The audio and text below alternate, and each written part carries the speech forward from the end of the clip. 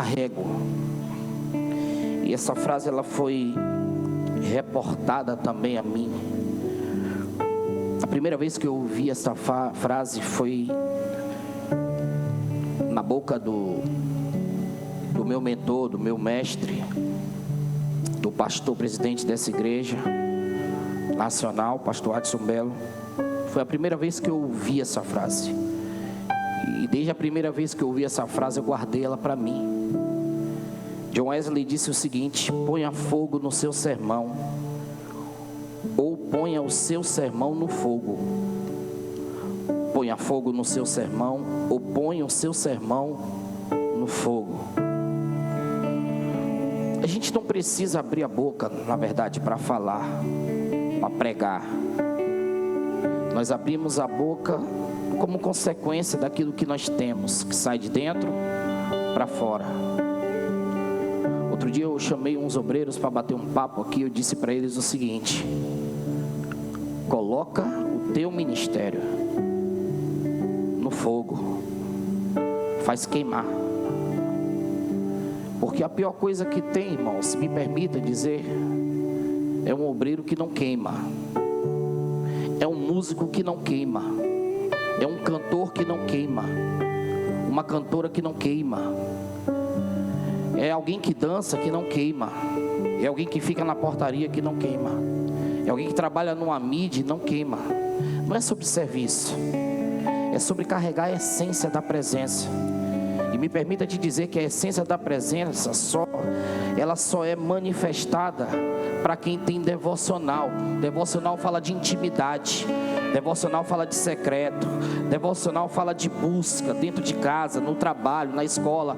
Às vezes não tem tempo nem de parar para dobrar o joelho para orar durante o dia, mas está no carro, está orando, está cantando, está louvando, está no ônibus, está falando com Deus, está trabalhando. Para um tempinho: Deus, eu estou aqui, viu? Olha para mim, eu estou na tua presença, eu não saio dela. Agora quem vive, ó, aqui na terra e Deus no céu, e não está nem aí para o que está acontecendo no mundo espiritual, coloca a mão no ombro de alguém e diz assim: põe fogo, viu? Diga assim: põe fogo, em nome de Jesus. Dá um glória agora.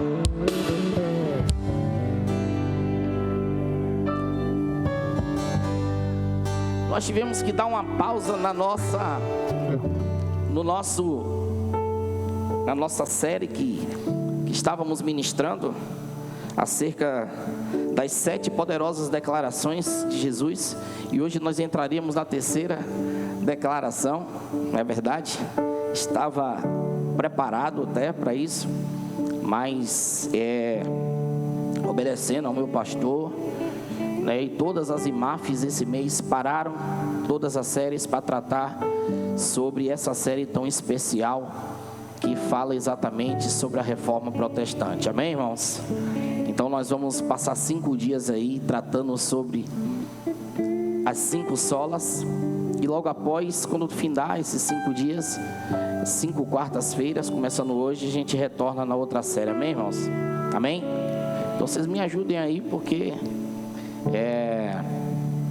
foi tudo muito rápido, e eu passei tudo para Everlon hoje. Na verdade, eu recebi o comando, foi dado ontem à noite, mas eu estava dormindo, tá vendo? Fui dormir cedo ontem, dormi meia-noite. Quando a mensagem chegou, eu não vi, só vi agora pela manhã. Eu tive que correr com o Everlon para produzir o material todo para a gente ministrar sobre esse tema tão fundamental para as nossas vidas. Amém? Quem vai comigo nesse tema? Diga amém. Então pega a caneta, pega o papel, porque tem muita coisa aí de Deus para as nossas vidas. Eu vou tentar sintetizar ao máximo, mas passar a mensagem com eficiência e eficácia para os irmãos. Amém? Não vai ser uma série, espero eu, não sei, Deus sabe de todas as coisas, talvez tão repleta mas será uma série que você vai mudar sua perspectiva de evangelho. Amém, irmãos? Amém? Coloca, por favor, o texto que se encontra no 2º livro de Crônicas, capítulo 34. Nós vamos ler, Vamos ler primeiramente o texto base dessa série. Romanos capítulo 1, versículo 17. Capítulo 1, versículo 17 da carta de Paulo aos Romanos, diz assim: porque nele se descobre a justiça de Deus de fé em fé, como está escrito, mas o justo viverá da fé. Vamos comigo? Porque nele,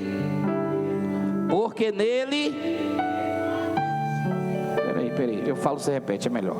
Porque nele se descobre a justiça de Deus de fé em fé, como está escrito, mas o justo viverá pela...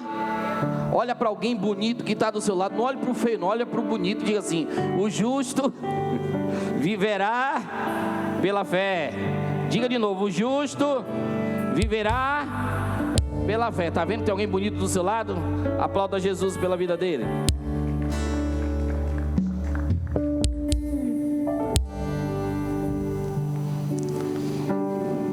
Cinco solas, diga comigo: 5 solas. Sola quer dizer, irmão, somente. Fala, somente. Nós vamos entrar hoje na primeira sola, que é sola Escritura.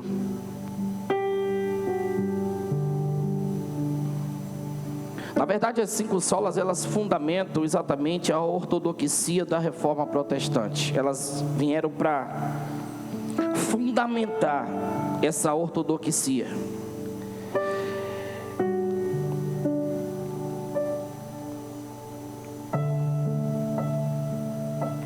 Essa sola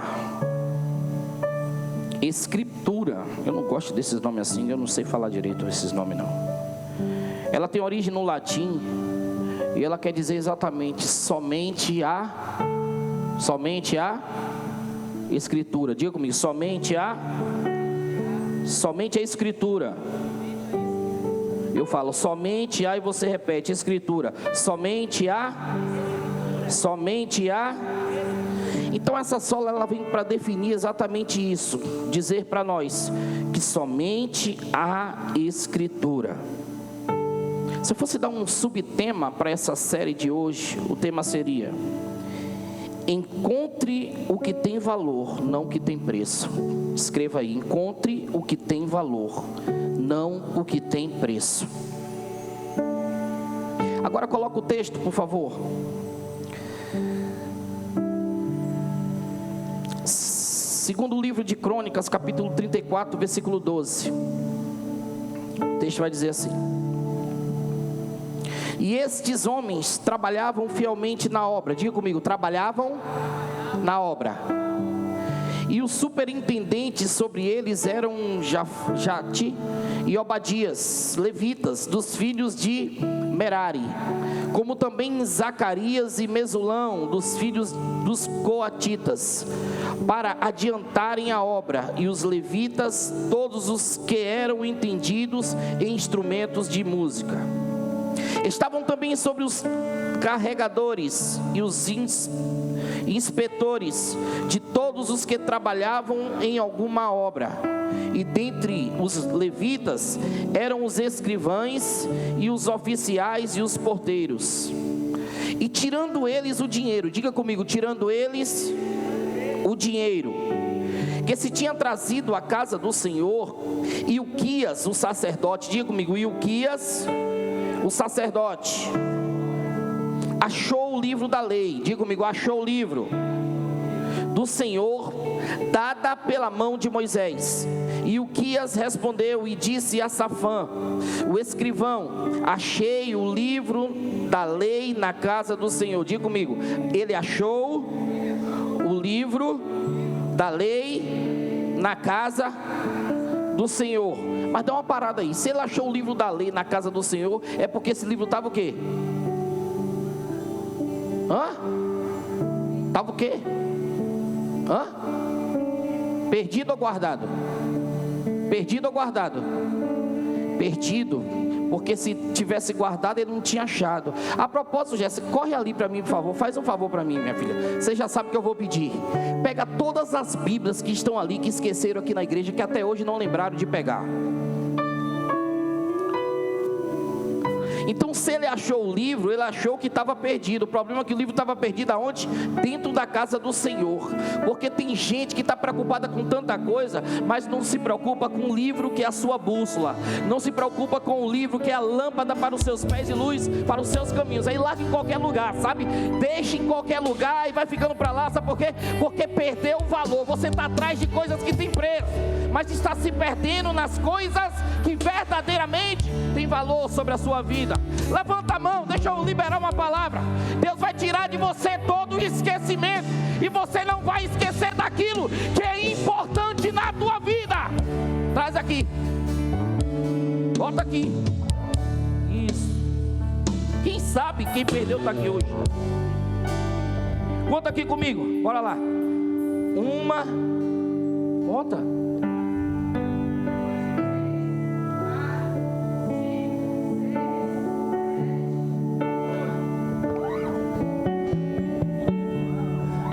Bíblia nova, irmão, tudo bonito.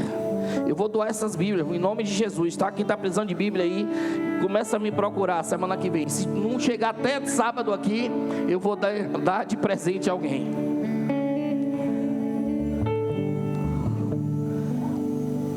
É interessante dizer, todo mundo assustado agora. Charles Haddon Spurgeon, um dos príncipes dos pregadores, ele disse o seguinte: que a poeira sobre tua Bíblia te condenará. A poeira sobre a tua Bíblia te condenará. Então, esse homem, Ilquias, ele achou o livro da lei, que estava onde? Que estava perdido onde?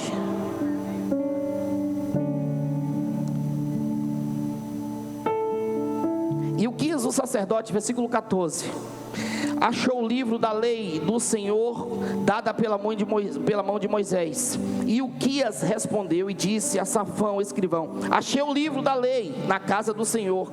E Ilquias deu o livro a Safã. E Safã levou o livro ao rei, e deu conta também ao rei, dizendo: teus servos fazem tudo quanto se lhes encomendou. E ajuntaram o dinheiro que se achou na casa do Senhor, e o deram na mão dos superintendentes e na mão dos que faziam a obra.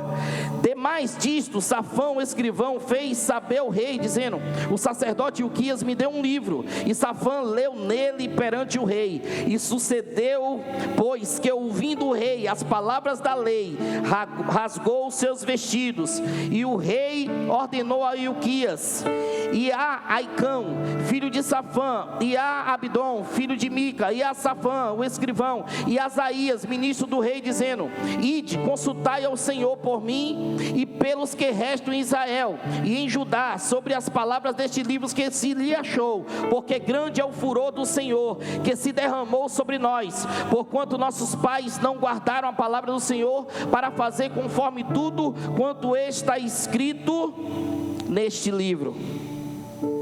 Pergunta para mim: por que ele rasgou os seus vestidos? Pergunta aí. Porque ele teve acesso ao texto.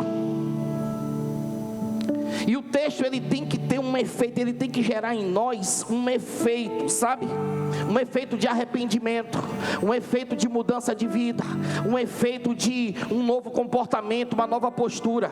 O problema está aí, que a gente está buscando muito mistério, sabe? E está esquecendo a palavra. Eu vou falar, a gente está buscando muita revelação fora, mas não está buscando a revelação aqui de dentro. A gente está buscando muita profecia fora, mas não está buscando a profecia aqui de dentro. E a palavra, ela tem verdadeiramente o poder de nos fazer mudar as nossas ações, os nossos pensamentos sobre aquilo que o céu tem para as nossas vidas. Então, quer profecia? Como a Bíblia. Quer palavra? Como a Bíblia. Quer milagre? Como a Bíblia. Você quer mistério? Está cheio de mistério de Deus para ser revelado na tua vida aqui, através da sua palavra. Quando ele tem acesso ao livro, ele entende o lugar lugar que Ele está. Ninguém vai rasgar veste hoje, mas a gente está precisando rasgar os nossos corações diante do Senhor. Precisamos nos debruçar diante do altar do Senhor. Levanta a mão de novo, deixa eu liberar uma palavra sobre a tua vida. O Senhor vai fazer você abrir os olhos e enxergar verdadeiramente a palavra dEle, que é vida para a tua vida. Dá um glória.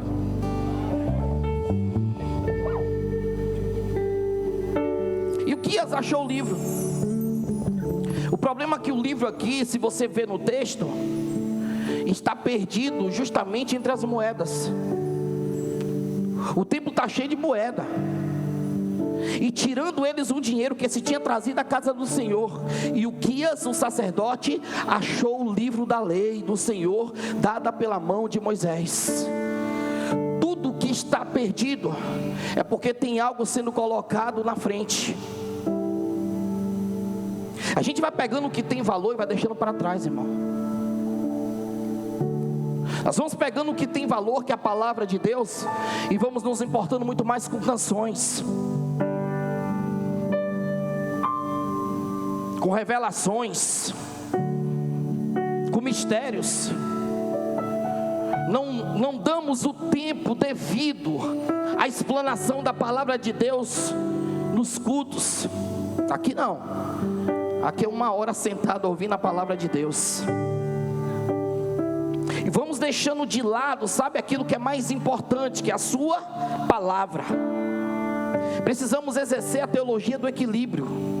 A teologia do equilíbrio vai falar exatamente sobre isso, sobre aquilo que eu preciso receber de Deus através da sua palavra, sobre aquilo que eu preciso dar para Deus através do louvor, da adoração. Precisamos equilibrar isso. Mas deixa eu liberar uma palavra sobre a tua vida, que sem a palavra você não vive. Sem a palavra toda a cantoria acaba, sem a palavra toda a emoção acaba. O problema está aí, que nós estamos vendo uma geração muito emocionada, que chora no louvor, que roda no louvor, mas não medita no livro da lei de dia e de noite, e aí se perde fácil, sabe? Se engana fácil, sabe? Perde o caminho fácil, porque está desvalorizando a palavra está perdida.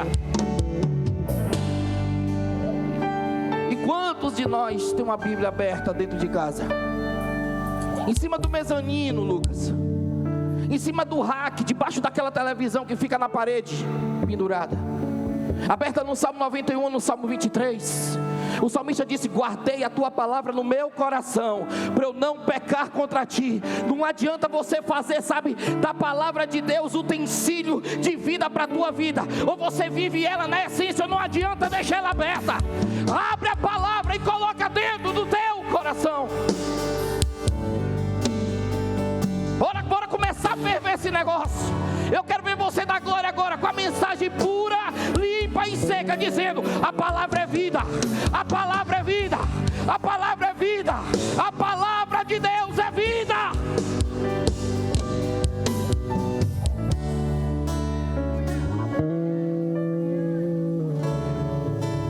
Charles Spurgeon, ele vai dizer o seguinte, que a Bíblia fala no tom de voz do próprio Deus. O problema é que a gente rejeita a voz de Deus na palavra, e a gente quer ouvir voz de profeta, que a gente não sabe nem quem é. Rejeita a voz de Deus na palavra,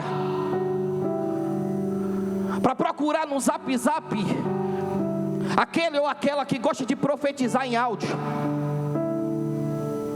Rejeita a voz de Deus através da palavra, para ir para o Facebook, procurar os profetas de Facebook, a saber também os profetas de Pix, que para profetizar você precisa fazer uma oferta para ele.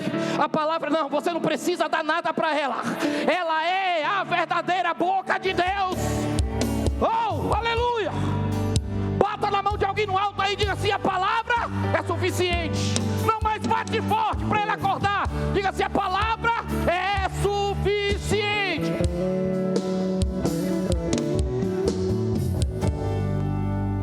Aleluia.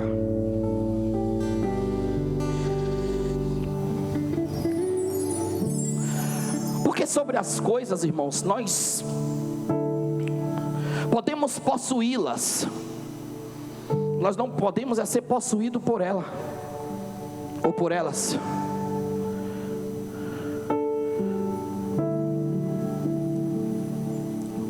Eu posso possuir um carro zero que Deus me deu do ano. O carro só não pode me possuir. Eu posso possuir uma casa que Deus me agraciou e eu comprei uma big casa e estou namorando aquela casa. O que não pode é a casa me possuir. Deixa eu falar uma coisa para você. Tudo que me possui tira a palavra do centro da minha vida. Tudo que me possui, Rebeca, tira a palavra do centro. Sobre o que John Wesley falou, de colocar fogo no sermão, ou então pegar o sermão e colocar dentro do fogo. A propósito, me permita te dizer, tá? Não vi ninguém, nem quero ver, e se eu ver também, não estou nem aí. Mas eu estava conversando com uma pessoa essa semana, e a pessoa virava para mim e dizia o seguinte: tu viu, pastor? Quantos crentes estão eufóricos nessa política? Cantando, pulando, dançando, levantando a mão.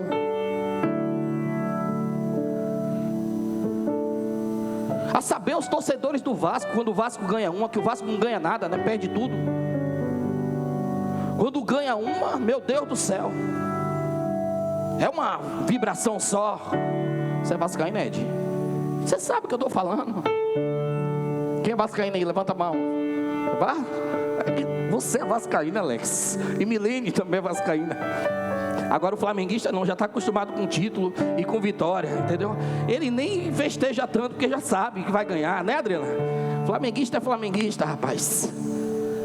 Mas irmãos, e por quantas vezes vamos colocando coisas na frente, escondendo o principal das nossas vidas? Quantas vezes temos vontade, coragem para coisas que são de fora, e as coisas de dentro nós deixamos de fazer?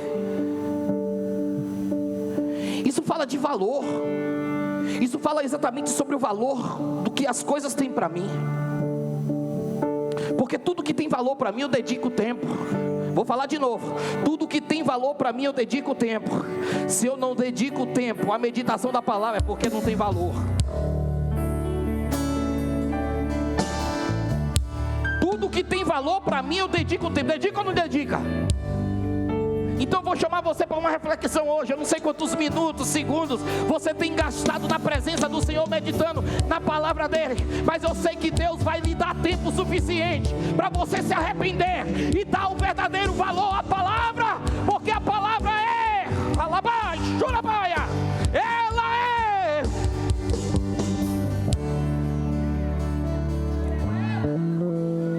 tá pegando fogo, porque a palavra tem o poder de fazer pegar fogo.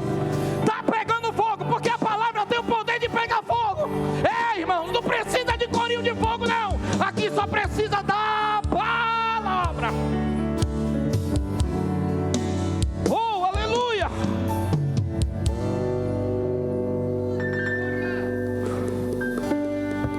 Eu lembro que o meu primeiro curso teológico foi eu.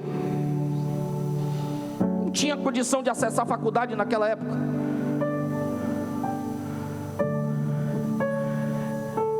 Eu passei por um processo na minha vida que eu tive que ficar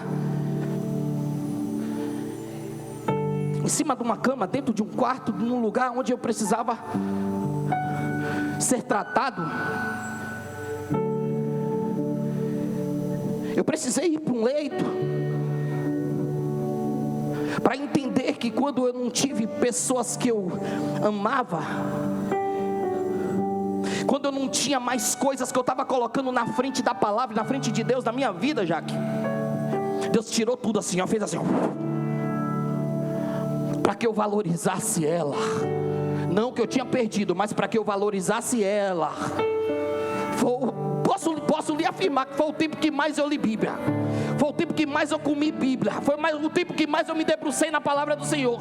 Existem coisas da minha vida hoje que são consequência daquele tempo, que eu passei buscando a Deus através da sua palavra. Lá onde eu estava não tinha profeta, lá onde eu estava não tinha ninguém com visão, eu só tinha ela, e é ela que falava comigo, era a voz de Deus na minha vida, a palavra. Glorifica a Deus.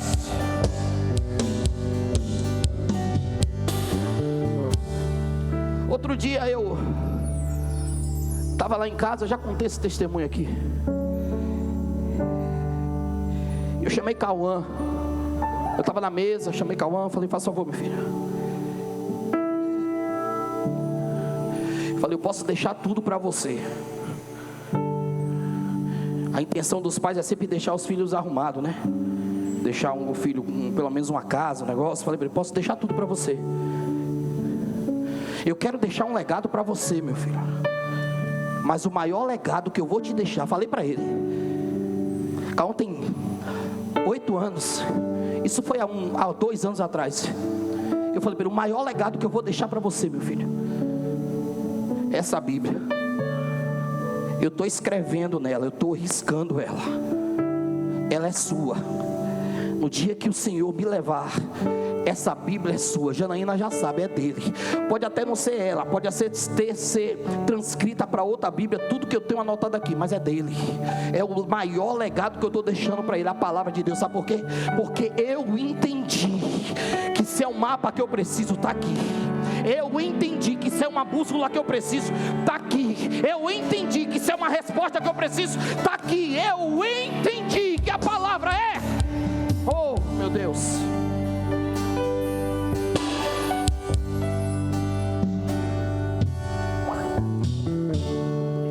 Diga comigo: encontre o que tem valor, não o que tem preço. Porque há lugares, irmãos, que nós vamos achar coisas com preço, mas não vamos achar coisas com valor.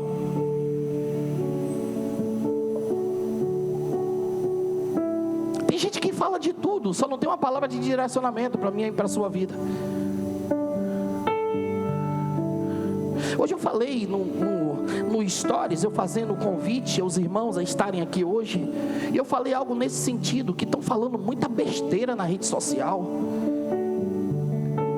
coisa que não edifica, coisa que não alimenta. De rios em rios a gente vai passando e perdendo, não é assim? Perdendo tempo, sabe? Se envolvendo com coisas que não edificam. E quantas vezes nós vamos deixando, sabe, aquilo que alimenta a nossa alma. Eu quero ver você num dia de angústia, você não abrir a palavra e Deus falar com você. Eu quero ver você num dia de tristeza abrir a palavra e Deus não falar com você. Eu quero ver você num dia de alegria e abrir o texto bíblico e Deus aumentar mais ainda a sua alegria. Eu quero ver você num dia que está desesperançosa da vida, que está olhando para um lado para o outro e não está vendo o caminho. Você abre a palavra e o Senhor está dizendo através da sua palavra: o Senhor é o teu pastor e nada te faltará. É a palavra, irmão. Oh, aleluia.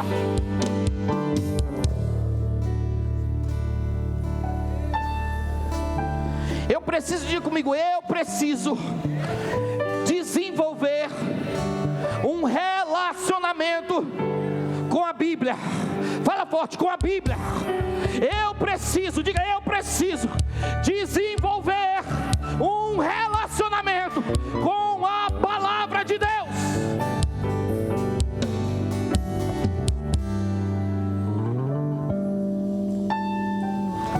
A igreja, ela sofreu influências de tempo. A história da igreja é marcada por pessoas que precisaram sofrer para que a palavra chegasse até a mim e a você. A história da igreja é marcada por pessoas que morreram para que a palavra chegasse a mim e a você. Dentre todos os tempos nós vamos ver mártires, pessoas que foram degoladas vivas, pessoas que foram jogadas na fogueira, pessoas que foram, sabe, queimadas vivas, para que essa palavra me alcançasse e te alcançasse. O sacrifício de Jesus na cruz do Calvário, ele foi suficiente para fazer pessoas que vão entenderem que pela palavra, que pela voz de Deus, que por aquilo que é a voz que liberta, vale a pena se sacrificar. Quando eu olho para a história da igreja, eu olho para a minha vida e digo: Deus, eu não fiz nada, eu não apresentei nada para o Senhor ainda, porque pessoas, sabe, que se desprenderam de si, de tudo, sabe, para levar a palavra de Deus e fazer a palavra alcançar pessoas que são necessitadas dela.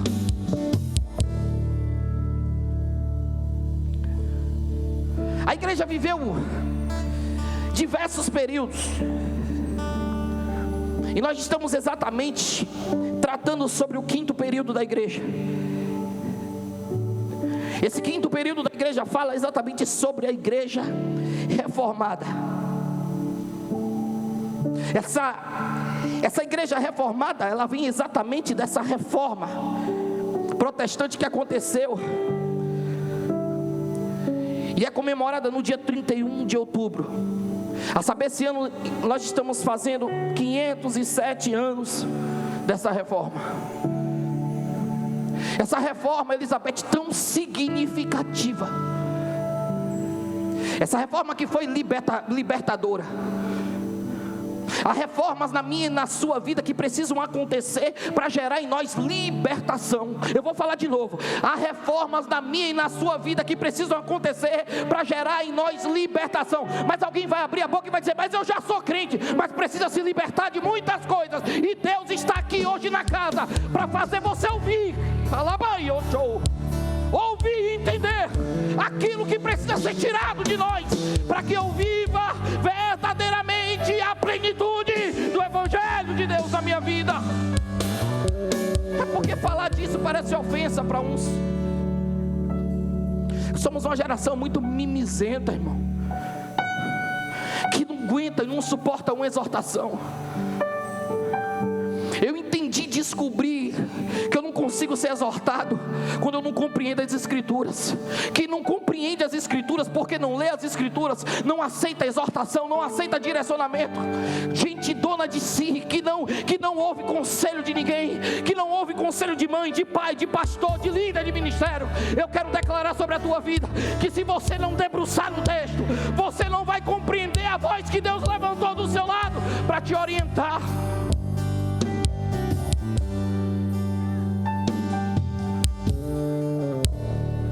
Esse período é dividido em pelo menos 3 fases. A primeira fase fala dos pré-reformados. A segunda fase fala dos reformadores. E a terceira fase fala dos pós-reformadores.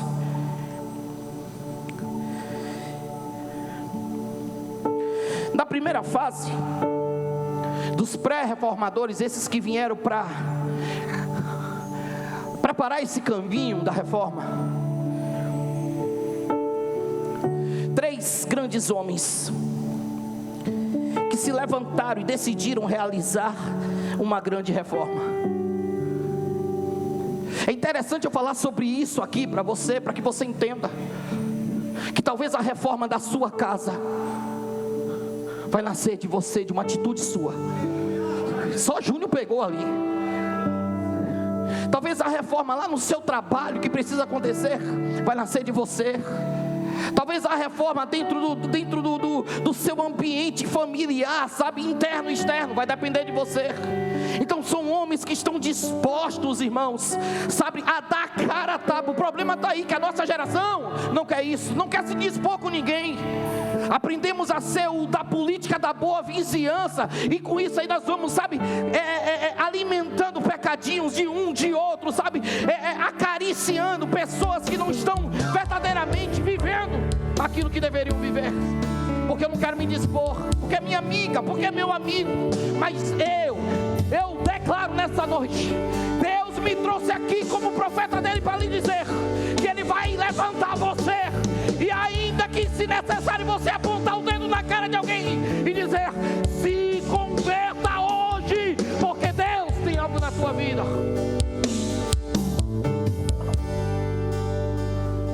É por isso que a culto light.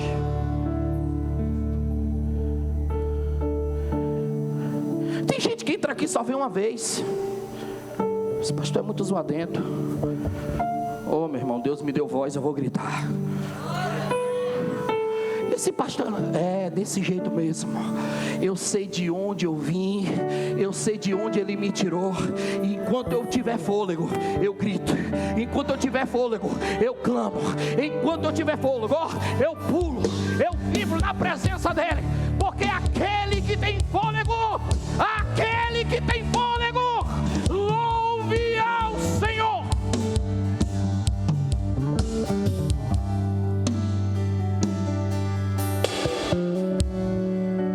Eu falei de 3 homens que fazem parte desse período dos pré-reformadores. O primeiro é Jerônimo. Há discussões sobre Jerônimo, sobre ele de fato fazer parte desse tempo. Não vou entrar nesse mérito. O segundo é John Wycliffe. John Wycliffe, ele veio justamente para confrontar sobre o aspecto da salvação. Diga comigo, salvação e autoridade. Porque a igreja católica daquele tempo, ela dizia que a palavra do Papa era equiparada à palavra de Deus. Então o que o Papa falava poderia até invalidar o que o texto dizia. Esse homem levantou e disse: não há igualdade entre a palavra de Deus e a palavra do homem. Eita! Não há igualdade entre a palavra de Deus e a palavra do homem. É por isso que tem muito médico se enganando aí fora, sabe? Porque ele decreta uma sentença e a palavra de Deus diz outra. É por isso que tem muito juiz aí fora se dando mal, sabe por quê? Ele decreta uma sentença aí, a palavra de Deus diz outra. Nenhuma autoridade humana vai estar, sabe, no mesmo nível da palavra de Deus. A palavra já está dizendo, é a palavra de Deus, é o próprio Deus abrindo a boca e falando com a sua igreja e com o seu povo. Glorifica Ele.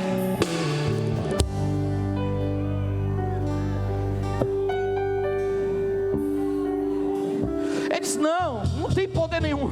Quem tem poder é a palavra. Não tem autoridade nenhuma. A maior autoridade é a palavra. Se submeta a ela, fique debaixo dela. Se submeta a ela, fica debaixo dela.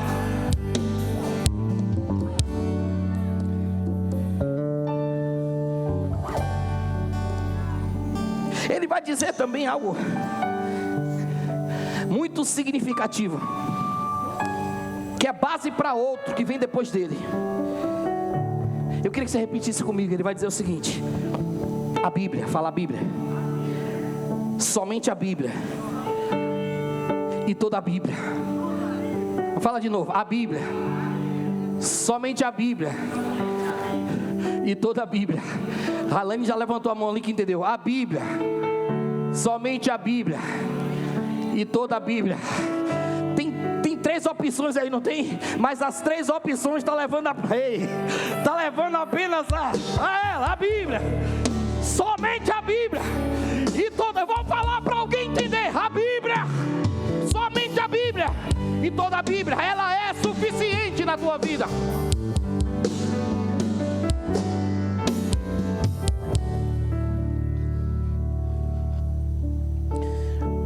Resumindo, vai dar problema, vamos pegar ele, ele vai morrer. Depois vão tratar esse homem como um herege. Como é que trata um cara desse como herege? O cara está defendendo a Bíblia.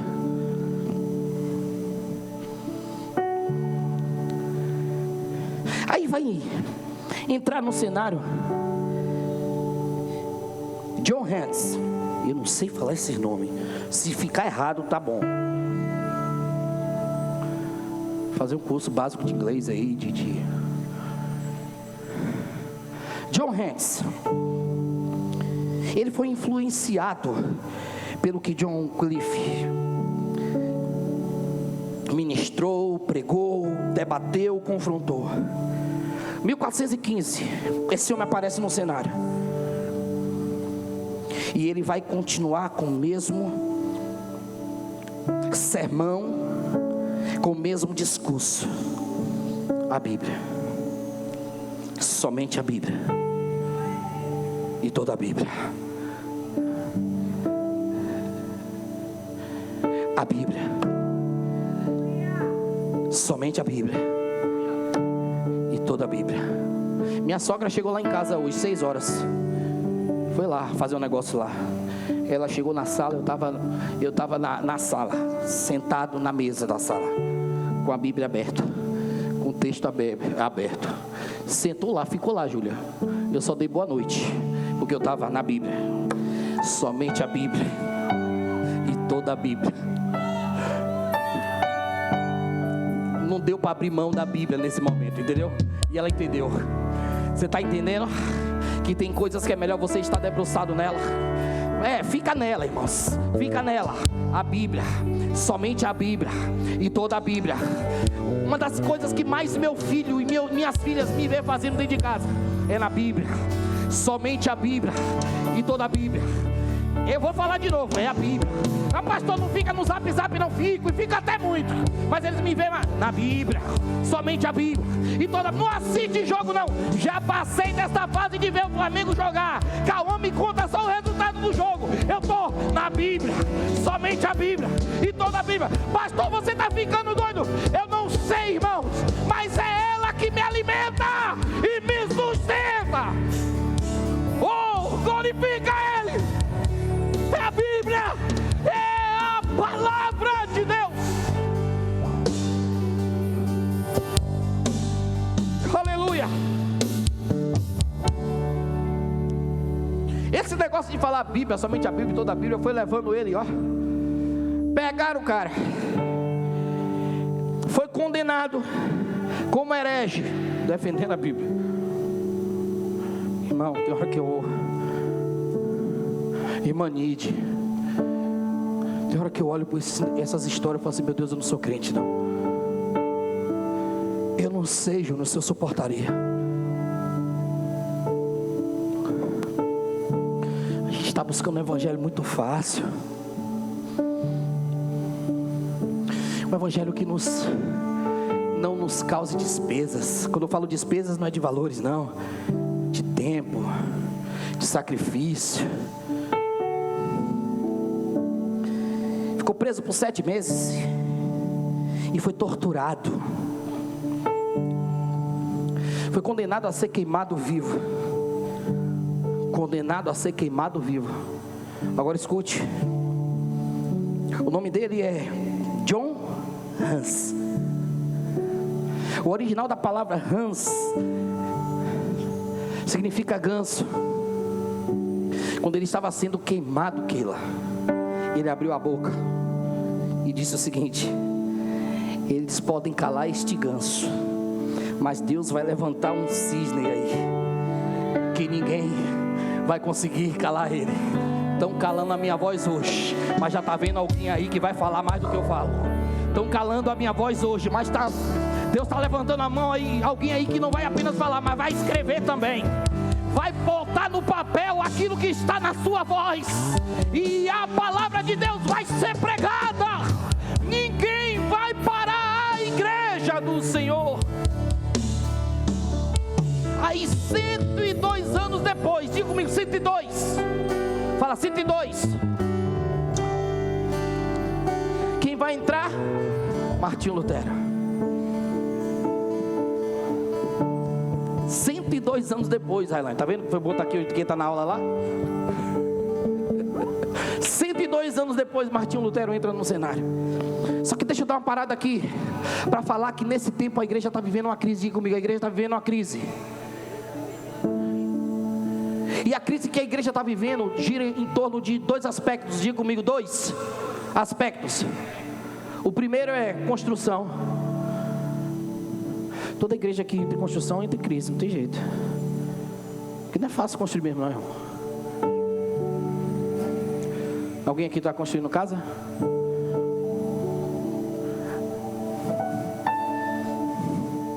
Vou orar para você agora.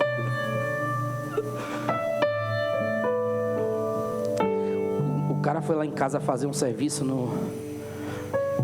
de energia, quebrou o telhado, teve que trocar o telhado da casa, a energia não ficou boa ainda, aí já teve que fazer outra coisa, arrebentou o quarto de Júlia, aí vai ter que pintar o quarto. Você está entendendo? Construção gera.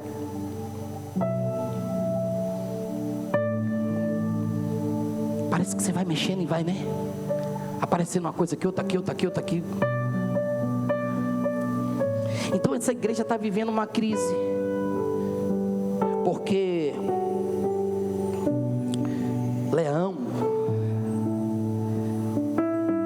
que estava no papado naquele tempo, Leão 10, ele está querendo construir a Basílica de São Pedro. E para construir a Basílica de São Pedro, ele precisa de quê? Moedas. O problema está aí. É que muitas vezes a gente começa a construir coisas na nossa vida e esquece do principal. Engraçado que eu conheço tanta gente que trabalha, eu não vejo, não consigo enxergar a prosperidade. Por quê? Corremos para um lado para o outro, né? Tem gente que vive arrumando emprego, um aqui, outro ali, bico ali, não sei o que lá. E vamos nos perdendo nisso. Há uma crise na igreja. Está tendo uma corrupção papal aqui. Ele está pedindo dinheiro demais.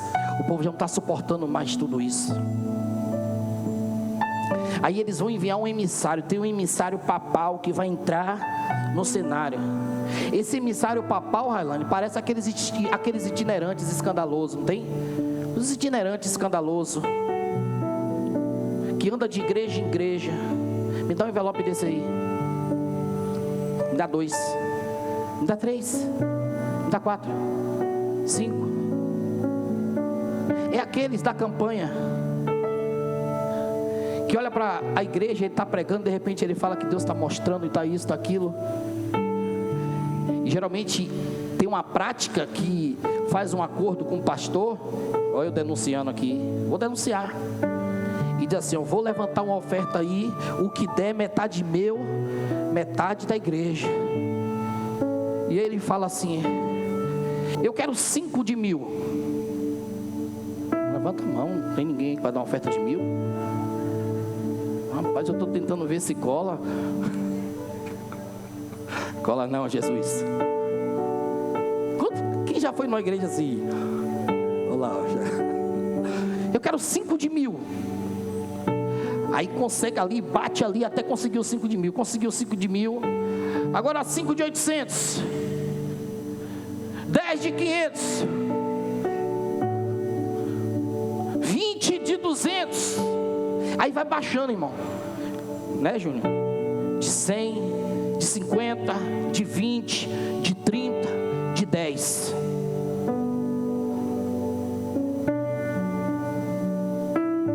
Bicho, pegou aí, viu?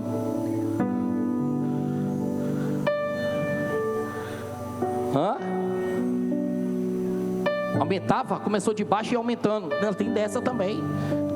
Então você foi numa chique rica, hein?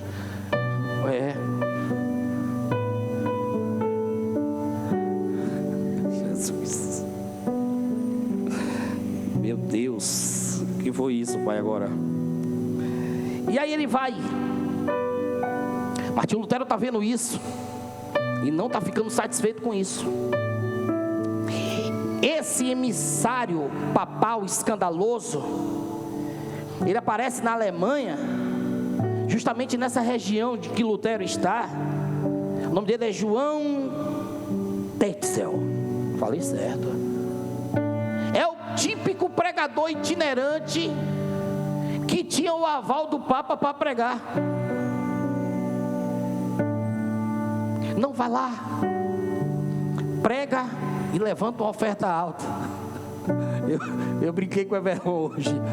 Everlon, levanta uma oferta de no mínimo R$1.000 hoje.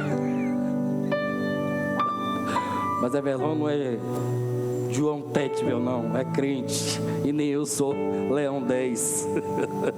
Ele sabe que foi brincando, ele olhou para mim e deu risada. Mas esse homem está fazendo justamente. Rapaz, você não vai dar certo não, esse tempo não. Para ou vai? Para ou vai? Vai ou vai? Vai. Sexta-feira não tem culto não, vai ou vai? Esse homem, Josi, está vendendo agora, está pregando e está vendendo Juninho indulgência. O que é que é essa indulgência? É oferta para compensar uma penitência. Ou seja, você pegou, bota um dinheirinho aqui, que está tudo certo. Já pensou, irmão, se fosse fazer isso no dia de hoje? Meu Deus do céu. Pegou, traz, o negócio é tão sério.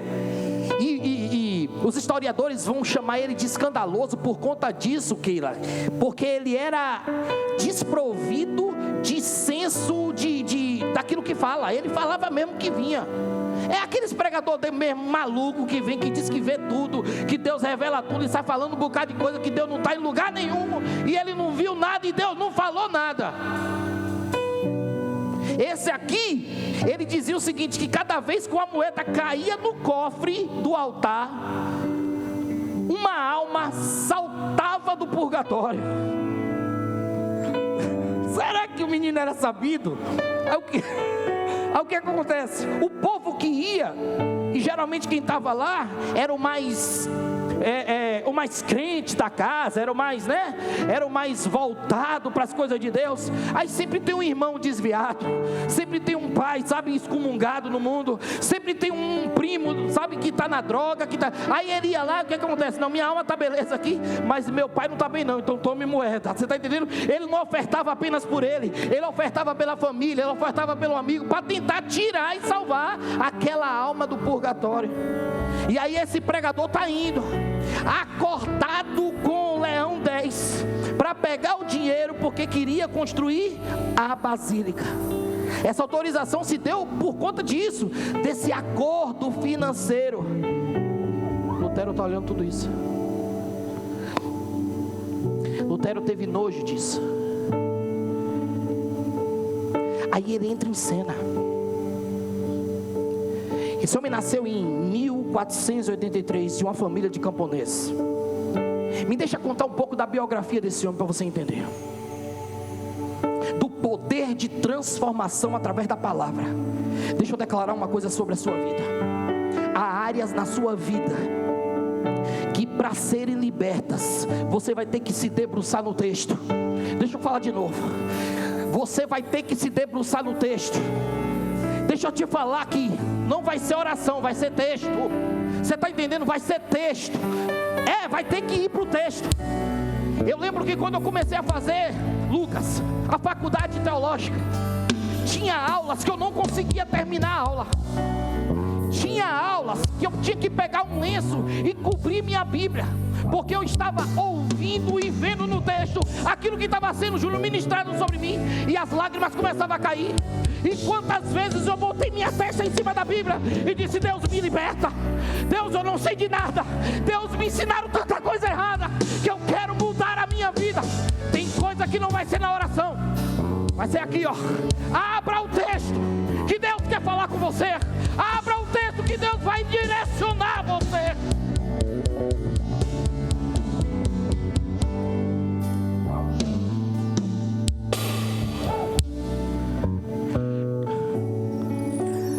Filho de camponeses. Esse homem viveu situações em sua vida como depressão, angústia e muito medo da morte.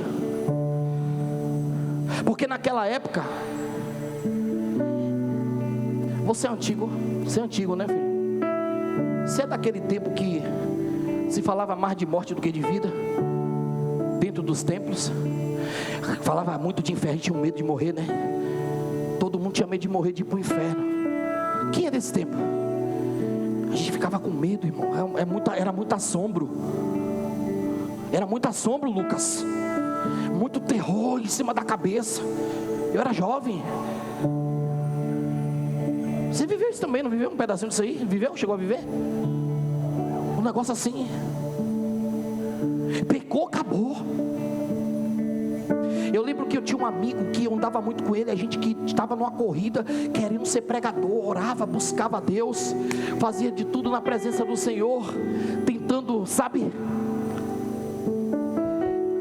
E a gente fazia parte de uma igreja que tinha um termo lá, que se a pessoa caísse jovem, não prestava para mais nada, não ia ser mais nada. Ainda que se levantasse, é como se manchasse mesmo e acabou. Eu vivi isso. Vivi em cima da linha assim, ó, balançando para um lado e para o outro, para não cair. Esse rapaz viveu isso, o medo da morte. Era um homem medieval em um mundo medieval. Ele sofria de crises, pelo menos 3 crises ele sofria. A primeira é que ele tinha medo da morte. A segunda é que ele tinha medo do julgamento de Deus.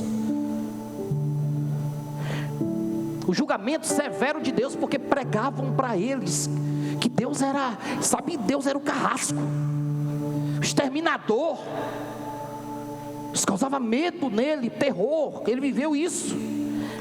Os historiadores vão contar que aos 22 anos de idade ele estava no meio de uma tempestade. E dentro dessa tempestade, ele prometeu para Deus que a tempestade era tão forte que se Deus livrasse ele daquela tempestade, ele se tornaria um monge. De tamanho medo que tinha de morrer. E aí, para piorar a situação, Isaac, cai um raio. Pá!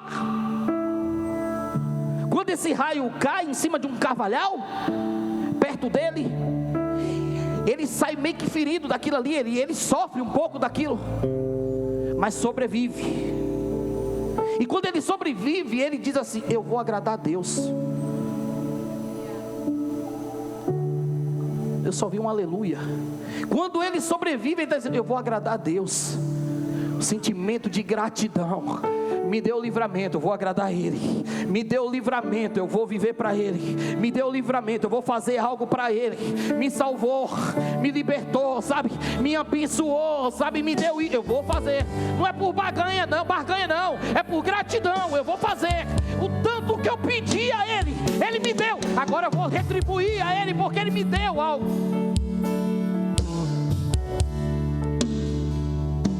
Aí ele vai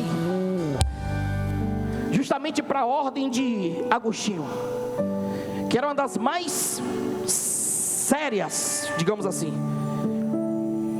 Mas lá na frente ele vai dizer que se tornou monge porque ele não tinha um bom relacionamento com o pai dele, e isso fez com que ele fosse por esse caminho. Lutero, ele tinha um sentimento profundo, irmãos, da sua própria pecaminosidade. Ele não era nenhum lunático que não sabe que é pecador, porque talvez a maior tragédia do ser humano é não reconhecer o estado que está. Esse homem, ele era tão voltado para esse sentimento profundo da sua própria pecaminosidade, que nada que ele fizesse o tornaria justo diante de Deus. Ele tinha esse pensamento. Imagine o conflito eterno que esse homem vivia. Nada que ele fizesse fazia ele se sentir justo diante de Deus. Foi muita carga que foi colocada nele também. Então ele não conseguia se libertar disso. Para ele Deus era um carrasco. Para ele a justiça de Deus seria uma justiça de punição, de severidade, de maldição, de trazer morte sobre a vida dele. O negócio era tão sério, irmãos, que ele se flagelava, achando que o flagelo que ele fazia sobre ele mesmo ia tirar dele os pecados. Os historiadores vão dizer que teve momentos de chegarem onde ele estava, de pegar ele desmaiado, de tanto autoflagelação que ele fazia, por conta dos pecados que ele julgava ter. Então esse homem precisa de uma libertação. E aí eu preciso dizer que para quem quer curar alguém, você precisa ser curado primeiro.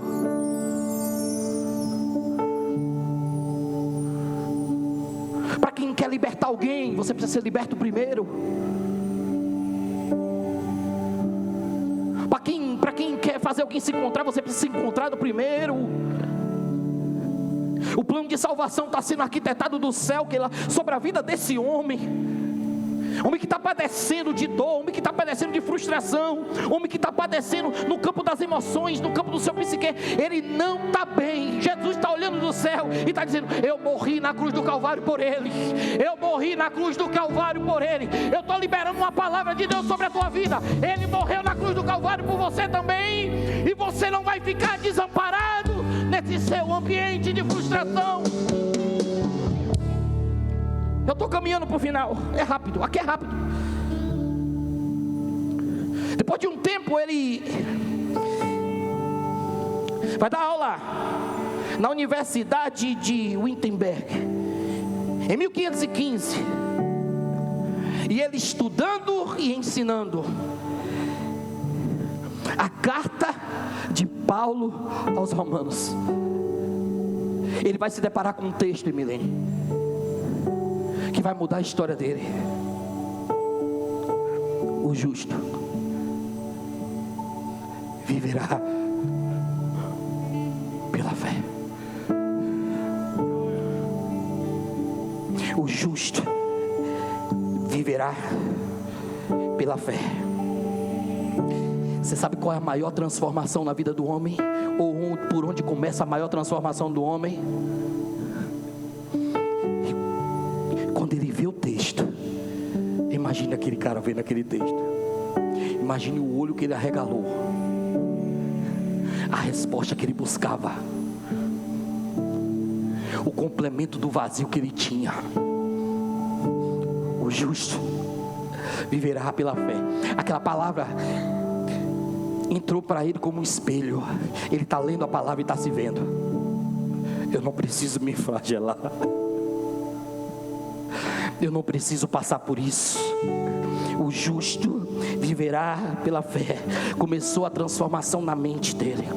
Ele entendeu que a justiça de Deus vem pelo sacrifício de Jesus na cruz do Calvário, e não pelas suas próprias obras. Ele entendeu que a justificação dele não vinha pelo flagelo que ele tinha que fazer, não vinha pela dor que ele tinha que suportar, porque alguém tomou sobre si as suas dores. Eita!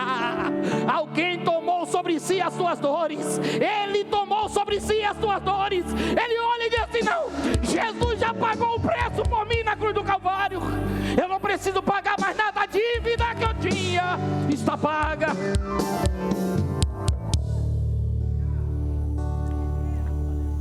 O negócio é tão sério que é uma frase que ele disse. A frase foi o seguinte: sentir que havia nascido de novo e que as portas do paraíso me haviam sido abertas.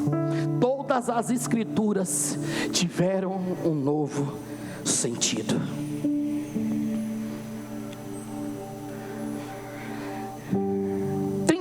De outubro de 1517, eu encerro agora. Indignado com o rumo que a igreja estava tomando, ele vai publicar e fixar no mural as suas 95 teses. Ele queria um debate justo sobre o assunto. Ele queria dialogar sobre aquilo que as escrituras mostraram para ele. Tiraram ele da escuridão, Isaac, e levaram ele para a luz. A transformação que começa a partir de agora é exatamente o que nós vamos ver e viver nesses mais 4 encontros dessa série. Mas eu encerro essa mensagem de hoje dizendo a vocês que não há transformação externa sem que haja antes uma transformação interna. Eu encerro essa mensagem de hoje dizendo a você que a casa que você quer que mude, a sua casa que você quer que mude, a transformação não começa na casa, mas começa em você. Eu termino essa mensagem dizendo a você que a pessoa que está do seu lado, que você quer que mude, a transformação dessa pessoa não começa por ela, mas começa por você. Fica de pé, por favor, em nome de Jesus.